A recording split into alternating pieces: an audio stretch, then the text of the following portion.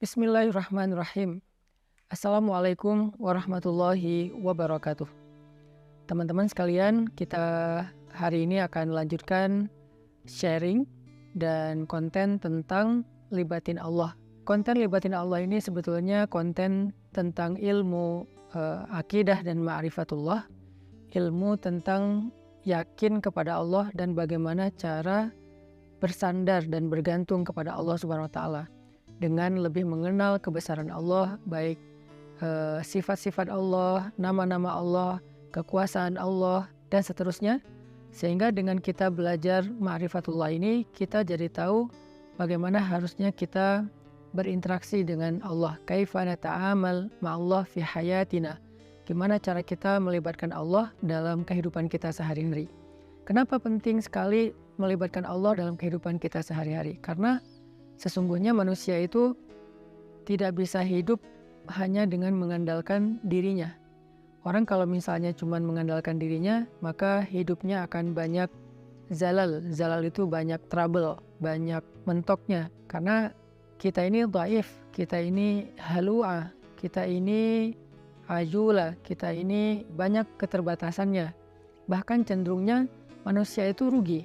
Sebagaimana yang kita sering ulang-ulang ayatnya, innal insan lafi khusr. Manusia itu pada dasarnya banyak merugikan diri sendiri, kecuali kalau dia beriman kepada Allah, artinya dia bergantung kepada Allah, illal ladzina amanu, dan seterusnya. Makanya belajar melibatkan Allah itu sesuatu yang sangat darurat ya, sesuatu yang sangat penting dalam kehidupan kita. Kalau kita pengen ada keajaiban dalam hidup kita, atau pengen dikasih jalan keluar ketika kita mentok, atau kita pengen meraih hal-hal yang kita anggap mustahil. Kenapa? Karena kata mustahil itu hanya berlaku untuk kita, tidak berlaku untuk Allah, karena Allah ala kulli syai'in qadir. Banyak hal yang bagi kita itu jauh, tapi bagi Allah dekat.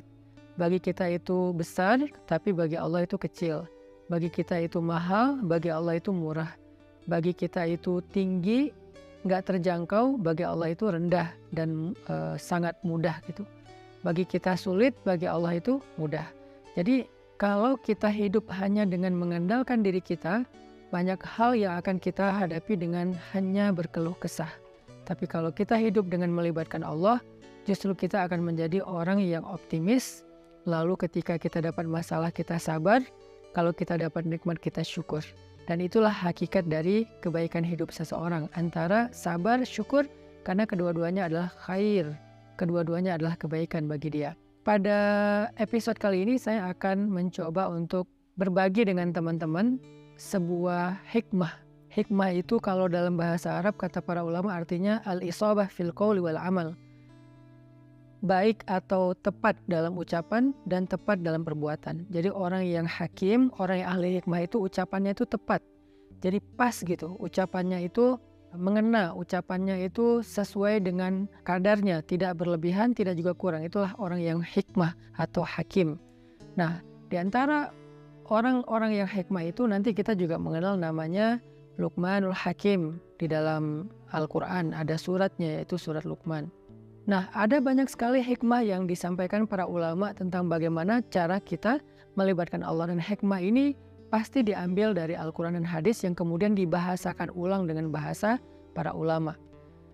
Salah satu kitab yang saya suka banget yang isinya adalah kumpulan hikmah-hikmah, kumpulan kata-kata yang bijak dan penuh dengan kebaikan, itu adalah kitab Al-Hikam yang ditulis oleh seorang ulama besar dari Mesir yang bernama Ibnu Athaillah As-Sakandari. Nah, beliau menulis kitab hikam yang sangat terkenal. Salah satu di antara hikmah yang luar biasa tentang bagaimana cara kita melibatkan Allah itu, beliau mengatakan min alamatil i'timad 'alal amal nuqsanur raja 'inda wujudiz zalal.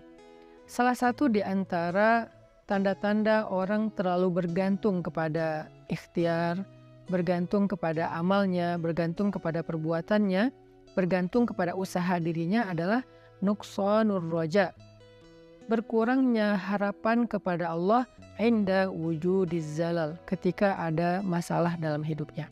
Maksudnya apa? Seringkali kita gini, kita tuh jadi kayak berani berharap yang baik-baik kepada Allah kalau apa yang kita harapkan itu masih logis. Jadi kita kayak tahu gitu gimana cara mengikhtiarkan hal itu. Kita tahu bagaimana cara mendapatkan hal itu, sehingga kita masih berharap pada Allah, ya Allah mudahkanlah saya. Misalnya kayak kita pede bisa dapat kerjaan, atau misalnya kita udah ngerasa bahwa insya Allah saya layak mendapatkan pekerjaan itu, sehingga kita mendaftar di sebuah perusahaan. Kita masih berharap pada Allah supaya Allah mudahkan urusan kita. Tapi ketika ternyata kita ditolak sana sini, kita ketuk setiap pintu-pintu di bumi, ternyata nolak kita sehingga kita nggak punya kerjaan, kita tiba-tiba jadi putus asa, jadi nggak berharap lagi, jadi nggak optimis, karena ngerasa kayaknya pintu-pintu bumi udah tertutup. Karena ngerasa kayaknya ikhtiar kita itu udah mentok, kayaknya udah nggak ada lagi perusahaan yang bisa kita hubungi gitu. Sehingga ketika pintu-pintu di bumi udah tertutup, kita jadi berkurang juga harapan kita kepada Allah. Padahal orang yang baik dalam melibatkan Allah dalam hidup itu justru di saat pintu-pintu di bumi tertutup, dia masih berharap kepada Allah. Di saat itulah Allah terlibat. Jadi jangan sampai ketika pintu bumi tertutup, manusia meninggalkan kita, jalan-jalan ikhtiar itu kayaknya udah mentok, kita jadi berprasangka buruk dan tidak lagi berani berharap yang baik-baik kepada Allah. Justru ketika keadaan kita lagi sulit, keadaan kita lagi mentok, pintu-pintu di bumi tertutup, manusia meninggalkan kita, justru saat itulah saat kita bisa melibatkan Allah seutuhnya, karena tidak tercampur dengan keyakinan kita kepada makhluk. Dan saat itulah saat yang paling ajaib, saat kita mentok. Maka harusnya ketika kita mentok, ketika kita merasa kayak nggak ada harapan di antara manusia atau di bumi, kita justru semakin besar harapannya kepada Allah Subhanahu wa Ta'ala. Dan itulah cara paling ajaib melibatkan Allah dalam urusan kita. Kayak masalah jodoh misalnya. Ada orang yang dia udah siap menikah, udah punya pekerjaan tetap, punya penghasilan yang baik, kemudian secara penampilan dia juga good looking, orangnya juga baik gitu. Terus dia suka sama seorang cewek. Datanglah dia untuk melamar cewek tersebut. Dan sepertinya cewek itu juga kayaknya perhatian sama dia, sehingga dia nggak tahu GR apa enggak, dia kayak berharap kayaknya nih udah waktunya nih saya serius dan melamar dia. Sebelum dia berangkat ke rumah calon istrinya, dia berdoa kepada Allah, ya Allah mudahkan urusan saya, ya Allah semoga saya bisa menjadi suami yang baik bagi dia, semoga lamaran saya diterima, bla bla bla. Dia berdoa kepada Allah, dia berharap pada Allah karena dia percaya bahwa ada jalan untuk mendapatkan yang dia inginkan. Lalu ketika yang terjadi justru sebaliknya, dia ditolak walaupun dengan cara baik-baik, atau bahkan mungkin dengan cara yang agak sedikit kasar. Perempuan itu menolak dia, atau calon mertuanya yang menolak, ayah dari perempuan itu yang menolak, atau mungkin ada banyak masalah lain yang terjadi sehingga nggak bisalah dia melamar perempuan itu. Apakah dia masih berharap kepada Allah? Kalau dia sudah tidak lagi berharap pada Allah, berarti selama ini dia sebetulnya lebih bergantung kepada ikhtiarnya, kepada usahanya daripada kepada Allah. Makanya tidak terjadi keajaiban. Bukan begitu cara melibatkan Allah. Justru ketika lamarannya ditolak, saat itulah dia bisa mengandalkan Allah seutuhnya. Karena tidak bisa lagi mengandalkan good looking, gak bisa lagi mengandalkan mapan, gak bisa lagi mengandalkan ikhtiar-ikhtiar manusiawi. Saat itulah dia seutuhnya bisa mengandalkan Allah, dan itulah cara melibatkan Allah untuk mendapatkan keajaiban dalam hidup. Sehingga jangan berputus asa dan jangan nyerah. Kalau nggak bisa mengetuk pintu hati manusia, maka ketuklah pintu rahmat Allah Subhanahu wa Ta'ala. Dan Allah lah yang membolak-balikan hati.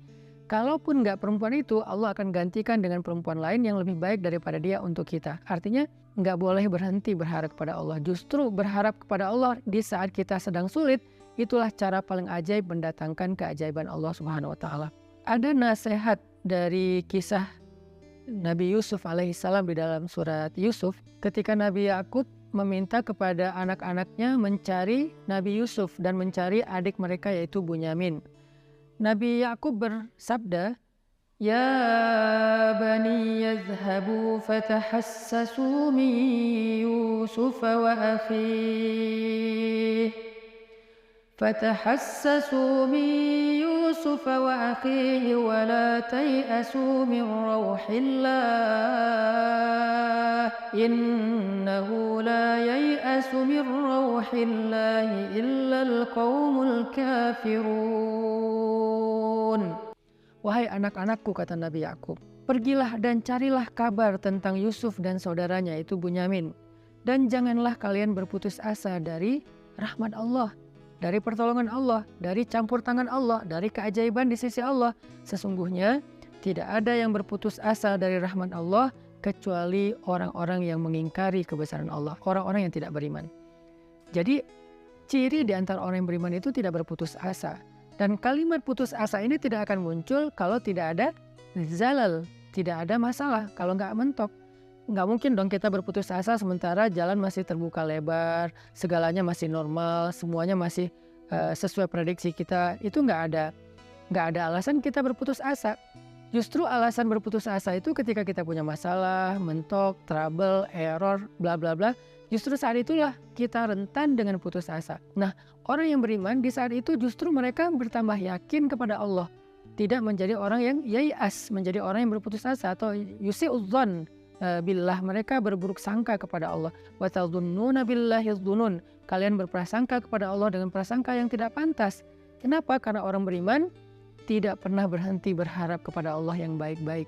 Bahkan ketika ada masalah paling berat dalam hidupnya, saat itulah dia semakin berharap kepada Allah dan semakin bergantung kepada Allah. Dan saat itulah keajaiban Allah terjadi. Coba renungkan firman Allah di dalam surat An-Naml ayat 62. Bismillahirrahmanirrahim. Amman yujibul muttarra idza da'ah, amman yujibul muttarra idza da'ahu wa yakshifus su' wa yaj'alukum khulafa'al ardh أإله مع الله أإله مع الله قليلا ما تذكرون. Siapakah yang akan memperkenankan doa orang-orang yang sedang kesulitan jika dia berdoa kepada Allah dan kemudian menghilangkan keburukan dari mereka dan menjadikan kalian sebagai pemimpin-pemimpin di muka bumi? Apakah ada ilah yang patut disembah bersama dengan Allah?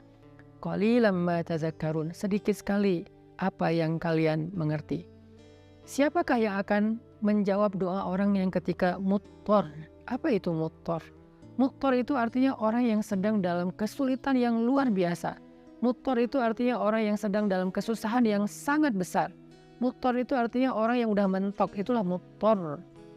Maka amma yujibul muttar, siapa yang akan bisa menjawab panggilan orang yang sedang muttar, yang memanggil ya Allah, ya Allah, ya Nasir, ya Azim, ya Aziz, ya Rabbal Alamin, ya Rabbi. Siapa yang akan menjawab panggilan ketika ada yang memanggil dalam keadaan kesulitan ya Allah selain Allah Subhanahu wa Ta'ala? Hanya Allah yang bisa menjawab. Ketika manusia tidak bisa menjawab, orang tua nggak bisa menjawab, teman-teman nggak bisa menjawab, mereka nggak ngangkat telepon, nggak ngebalas WA, nggak ada yang mau membantu kita, nggak ada yang yujib. La ahad yujibuna, tidak ada satupun yang menjawab kita. Faman yujibul muttar, siapa yang menjawab kita ketika dalam keadaan muttar seperti itu? Allah. Maka di dalam ayat ini Allah ngasih kita nasihat, wahai hambaku, la tahzan kalau manusia tidak menjawabmu. La tahzan kalau manusia tidak memenuhi panggilanmu. La tahzan kalau manusia meninggalkanmu, mengabaikanmu. La tahzan kalau mereka berpaling dari kamu. Kenapa? Aku tidak akan pernah meninggalkanmu. Aku tidak akan pernah menyia-nyiakanmu. Wadduha wal laili idza saja ma wadda'aka rabbuka wa ma qala. Ma wadda'aka rabbuka wa ma qala. Tuhanmu tidak pernah meninggalkanmu dan tidak benci kepadamu, wahai hambaku, walaupun kamu pendosa sekalipun. Ada 3 kondisi di mana seseorang itu doanya tidak ada hijab dengan Allah. Salah satu di antara 3 kondisi itu adalah ketika orang ini terzolimi. Orang yang terzolimi, walaupun dia pendosa, walaupun dia ahli maksiat, walaupun dia orang yang selama ini jauh dari Allah, tapi ketika dia dalam keadaan terzolimi, dalam keadaan susah, dalam keadaan dianiaya, dia berdoa, doanya nggak ada hijab dengan Allah loh. Walaupun dia selama ini nggak pernah sholat, walaupun selama ini dia nggak puasa, walaupun selama ini dia nggak berhijab, walaupun selama ini dia nggak pernah buka Al-Quran, walaupun selama ini dia nggak pernah mengingat Allah, tapi dalam kondisi ketika dia muttar, terzolimi, susah, maka tidak ada hijab antara dia dengan Allah ketika dia berdoa. Kenapa? Itulah istimewanya keadaan ketika orang terzolimi atau muttar. Allah nggak ngelihat dia puasa atau enggak, Allah nggak ngelihat dia sholat apa enggak. Yang Allah lihat dia memanggil Allah atau enggak. Makanya hati-hati kata Nabi dengan doa orang yang terzolimi. Walaupun orang yang terzolimi ini ahli maksiat, kalau dia terzolimi lalu dia berdoa kepada Allah, doanya nggak ada hijab. Sehingga Allah berfirman, amma yujibul muttar, siapa yang menjawab orang-orang yang sedang susah ketika dia memanggil Allah, idza da'ah wa yakshifus su', lalu Allah menghilangkan kesusahan darinya. Bahkan Allah menjadikannya sebagai pemimpin, artinya Allah berikan kepada dia kemuliaan, kekuasaan, dan segala kebaikan-kebaikan dalam hidup. Siapa? Allah. Masih ingat nggak dengan kisah seorang laki-laki solih yang melakukan perjalanan, lalu di tengah jalan dia dirampok. Karena di zaman dulu itu kan banyak perampok atau begal di tengah jalan. Ketika dia dirampok, dia bilang kepada perampok itu, wahai rajul, wahai laki-laki, ambillah apa yang kalian inginkan, biarkan aku kembali kepada keluargaku, kepada anak dan istriku, mereka menungguku. Kata perampok ini, adapun harta-harta ini sudah pasti bisa kami ambil, tetapi berikutnya yang kami inginkan adalah membunuhmu. Kamu tidak akan bisa melanjutkan perjalanan. Maka laki-laki ini pas tahu bahwa dia nggak punya harapan untuk meloloskan diri, dia udah dipegang sama mereka, tinggal dipenggal, dia bilang, kalau begitu beri saya waktu sebentar saja untuk sholat 2 rakaat, setelah itu lakukan apa yang kalian inginkan. Karena bagi para pembunuh 2 rakaat sholat itu nggak lama dan bukan sesuatu juga yang berat, ya kata mereka, ya udah sholat aja 2 rakaat, tapi aksir, sholatnya pendek-pendek aja, nggak usah panjang-panjang. Akhirnya dia pun sholat 2 rakaat. Ketika dia sholat 2 rakaat, dia bingung, habis baca Al-Fatihah dia baca ayat apa lagi. Yang terlintas di dalam pikirannya cuma ayat ini. Kebenaran dia hafiz Al-Quran, walaupun dia hafal 30 juz, dia nggak tahu mau baca surat apa setelah Al-Fatihah. Kecuali surat inilah yang terlintas di dalam benaknya, sehingga dia baca setelah Al-Fatihah dengan suara lirih berbisik, amma yujibul muttar idza da'ah wa yakshifus su', dan seterusnya. Kemudian setelah dia membaca ayat ini, dia ruku, dia sujud. Ketika dia rakaat kedua juga dia membaca ayat yang sama, karena dia nggak ingat ayat yang lain. Ketika dia sujud terakhir, dia mendengar suara ada orang mengendarai kuda datang ke arah mereka. Tiba-tiba suara teriakan orang yang sedang dipukul. Lalu setelah itu kuda itu menjauh pergi, dan ketika dia bangkit dari sujudnya, dia tahiyat, dia salam. Selesai dia salam ke kiri, dia ngelihat para perampok-perampok itu dalam keadaan telah terkapar dan dalam keadaan tidak bernyawa. Kemudian setelah itu dia bertanya kepada laki-laki yang mengendarai kuda, ya fulan, man ant? Siapa kamu? Siapa kamu? Orang itu menjawab, aku adalah utusan dari Zat yang mendengar dan menjawab panggilan orang yang memanggilnya. Aku adalah utusan Zat yang menjawab orang yang memanggilnya, yang menjawab siapa yang dalam keadaan susah yang memanggil dia, yaitu utusan Allah Subhanahu wa taala. Akhirnya orang ini pun selamat dan membawa hartanya kembali ke kampungnya. Ini salah satu contoh kisah yang sangat terkenal di antara kisah-kisah para ulama. Bagaimana ketika kita mentok, ketika kita nggak punya jalan ikhtiar, ternyata justru saat itulah saat terbaik kita berharap pada Allah, saat terbaik kita berbaik sangka kepada Allah, saat terbaik kita melibatkan Allah dengan husnuzon dan roja, dan saat itulah saat terbaik untuk mendapatkan keajaiban dalam hidup kita. Yang terakhir, kisah 3 orang yang terkurung di dalam gua. Mereka sedang melakukan perjalanan, terjadi badai, akhirnya mereka berlindung di dalam gua. Ini terkenal juga kisahnya dengan riwayat hadis yang sahih. Ketika mereka terkurung di dalam gua, tiba-tiba batu gua itu menutup gua karena terjadi kayak longsor, batunya menutup mulut gua.